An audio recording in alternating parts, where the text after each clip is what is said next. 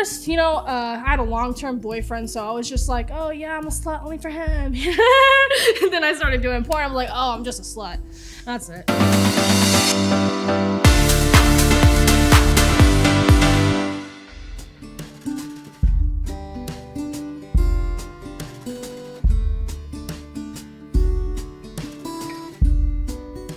Welcome, Myra. Thank you. Happy to be here. I'm really happy to meet you. Super excited to have you be part of this project.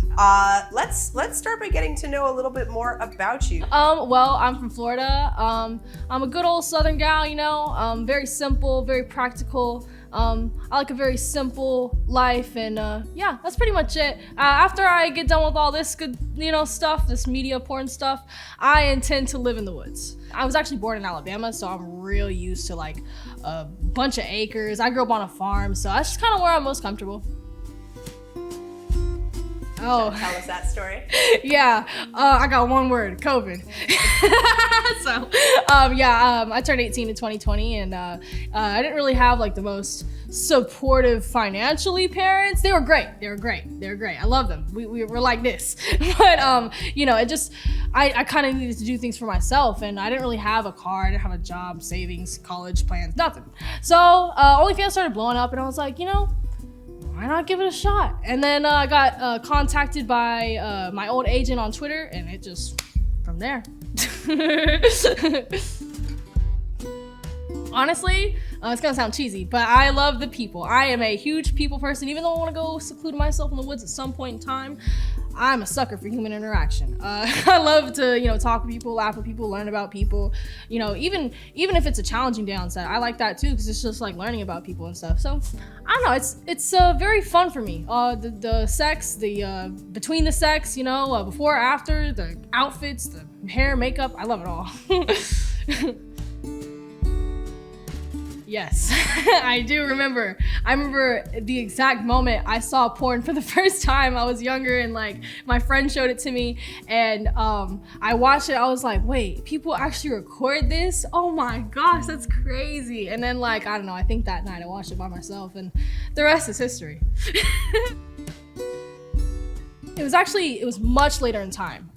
It wasn't until I used a vibrator for the first time that I actually was able to reach orgasm. I had tried all the time with just my hands and stuff like that, but I didn't have the patience. I didn't really understand what I was feeling for. And yeah, I just always felt myself getting close, but I could never just do it. I also think I was very stressed too. And was it sort of this eureka moment where whoa, that's not what I have felt before? Yeah, no, it was, I was very loud. I was extremely loud. Yeah, lived up to the name. At first, I had a long-term boyfriend, so I was just like, oh yeah, I'm a slut only for him. And then I started doing porn. I'm like, oh, I'm just a slut. That's it. So, but seriously, yeah, I started out very shy, wasn't really considering that with other people. It was very, it was a lot for me to take in. Oh, I'm gonna lose my virginity. That was a lot to take in itself. So I wasn't really down for the idea to do it to anybody else. So I had the one body for a very, very long time, almost embarrassingly long. But yeah, I don't know. It was a relationship. So when the relationship started to crumble, I had no other options. I'm like, well, I need stimulation. So I seeked it out. I went to a bar and I found some great stimulation. And then that's when I was like, okay, well, if I'm gonna do this on the regular, I might as well go do porn. So then that's when my sexuality just, when I was like, okay, I'm not just a casual slut. I'm a mega major XXX slut. I love sex, I love girls, I love guys, I love it all. I'm a super big people pleaser. That's when I really realized I'm like, oh gosh, I'm a bad people pleaser, even in the bedroom. So yeah, it just went from shy to oh hell yeah. The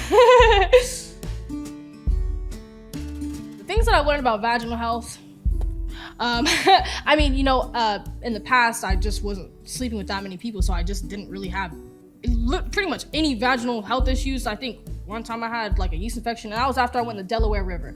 I don't know, my whole body itched. I don't know what that was about, but I know it was that river. But anyway, before the industry, I had never had really any experience with sexual health or anything like that. Never had an STD, never had nothing. I still haven't. So getting in the industry, you just get all this stuff thrown at you. You know, the first day you come in, you're like, okay, well, you gotta test, you gotta watch for STDs, you gotta look at this guy's dick, make sure he doesn't have any bumps on it, you know, because they'll try to, you know. I'm like, oh shit, this is a lot. So, you know, but reaching out to female peers, it really helps because they really help to educate you and things like that. Oh, and I drink so much water in cranberry juice now. Like, that's pretty much all I drink, and it's done wonders. Like, I haven't had a UTI in God knows how long. So yeah, it's good to have all this education, and I really do feel like maybe you shouldn't have to do porn to have all this education. Just a thought. But that's part of why we're doing this, right? Is being able to discuss and educate, because you're right, there isn't really anything out in the public that really talks about this. Yeah. But I think our community can do a lot of good by doing that. And they do. Oh, it's funny because, you know, sometimes I will forget that I have the ability to masturbate. So I'll go like a month, I haven't even came or nothing. I'm not even thinking about it. I'm like, damn, why am I so stressed? I'm like, I forgot I could come. Holy crap. Oh my God. So, you know, and then when that happens, I'll probably masturbate every day, twice a day, maybe even for about a week or two. Forget about it again. The cycle will repeat.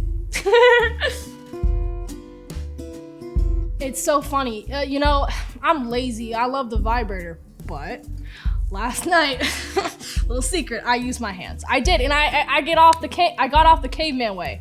It was nice, you know. But actually, you know, sometimes you can feel a little bit better with your actual fingers than you can the big old piece of plastic. So I can come either way, but the vibrator is for lazy moments.